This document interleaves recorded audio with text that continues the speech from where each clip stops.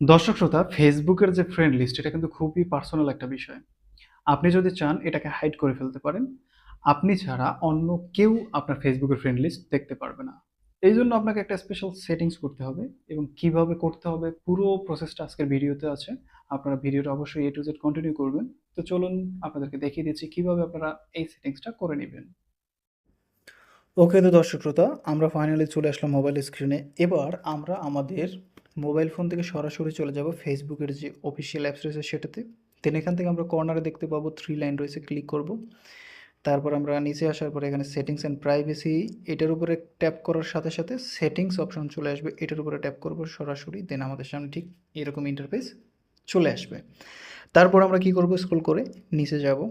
নিচে যাওয়ার পরে আমরা এখানে দেখতে পাবো how people find and contact you, এই অপশনের উপরে ক্লিক করব। তো ক্লিক করার পরে এখানে একটা অপশন আমরা দেখতে পাচ্ছি, নাম্বার থার্ড যেটা রয়েছে, who can see your friend list, click করব। দেন এখান থেকে জাস্ট কিছু অপশন রয়েছে আপনারা দেখতে পাচ্ছেন। প্রথমে যদি পাবলিক করা থাকবে, আপনার যদি পাবলিক করা থাকে তাহলে অবশ্যই এটাকে আপনি অনলিমি করে দেবেন। তাহলে আপনি ছাড়া আর ফেসবুক কোম্পানি ছাড়া আর কেউ আপনার ফ্রেন্ড লিস্ট দেখতে পারবে না। আপনি যদি চান আপনার ফ্রেন্ডস যারা রয়েছে তাদেরটা দেখুক, তাহলে আপনি এখানে ফ্রেন্ড অপশনটা সিলেক্ট করতে পারেন।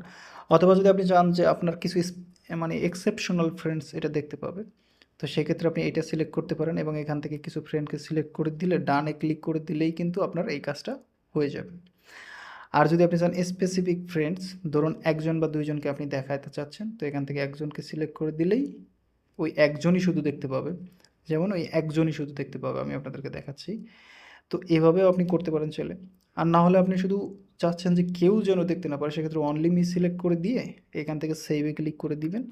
তো আপনার ফাইনালি কাজটা কমপ্লিট হয়ে যাবে।